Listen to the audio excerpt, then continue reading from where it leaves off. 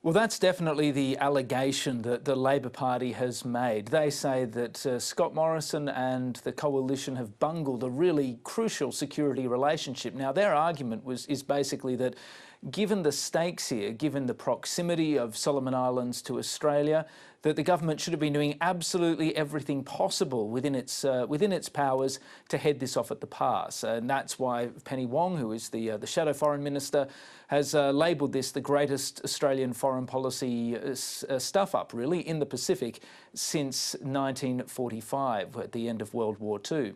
Now, the government's response has actually been quite interesting. Scott Morrison today defended his decision not to send Marise Payne, the Foreign Minister, to Honiara to try and deal with this, rather a junior minister, Dziedzic, the Minister for the Pacific, saying that was a deliberate and calibrated decision, saying basically in so many words that if he'd really ratcheted up the stakes, put Solomon Islands back against the wall by sending the Foreign Minister, elevated the issue, then it was unlikely to achieve a positive result because Solomon Islands would be more likely to respond defensively and simply knuckle down. So the Prime Minister's defence is that this is a strategy, really, that the government was trying to be respectful, to try and take some of the heat out of this issue in the hope of winning over Solomon Islands and convincing it to simply pause for a short while to allow it to register some of the concerns that are being expressed by other Pacific Island nations. Obviously, though, that hasn't worked.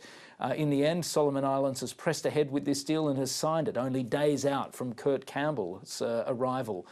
Kurt, of course, being a top White House official sent by Joe Biden to try and deal with this issue just days ahead of his arrival in Honiara. So the government is on the back foot on this. Yeah, and to that point, Stephen, the US thought Australia had the skills to manage this relationship, in fact, had the diplomatic upper hand in the Pacific. Now this delegation has to go there after the event. Yeah, it is an embarrassing look, particularly for Kurt Campbell, who is now going to show up in Honiara with the deal already signed, with very little he can do, certainly no way of dissuading Solomon Islands, now the agreement has been signed, to essentially go through the motions and register the United States' strong concerns with this pact after it's been signed. So yes, I mean, it is potentially embarrassing for the US and for Australia.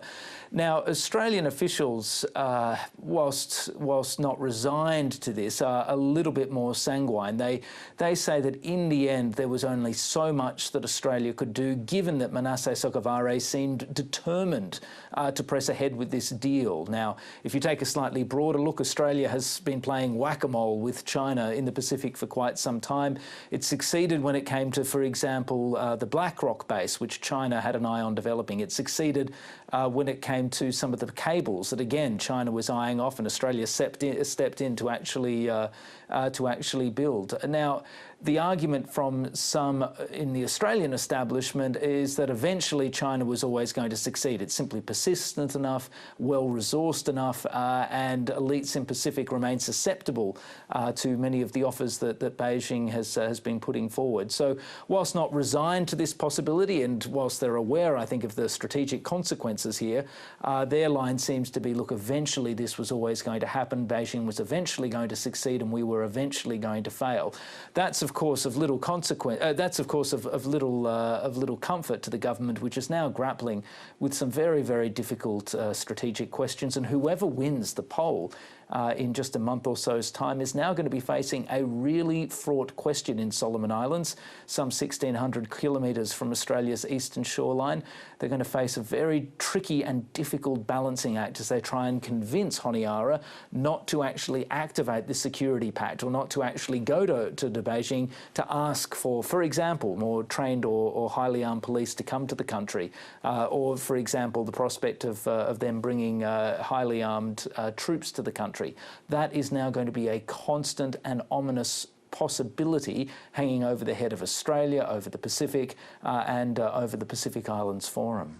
So do you think we'll see the US now take the lead in trying to manage this, as you put it, very delicate relationship with Solomon Islands, trying to ensure that China doesn't exert undue pressure on the government?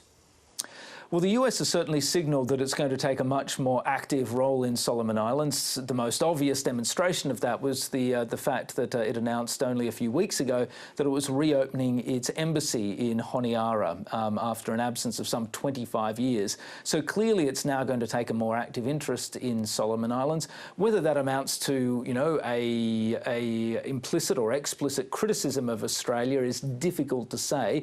Australia might respond by saying that the United States shouldn't have effectively outsourced the management of this relationship to Australia for so many years. But look, leaving that blame game to one side, there's no doubt that Australia and the United States are now much more actively focused on Honiara, and there's no doubt that it really is going to be a hotspot in terms of geopolitical competition.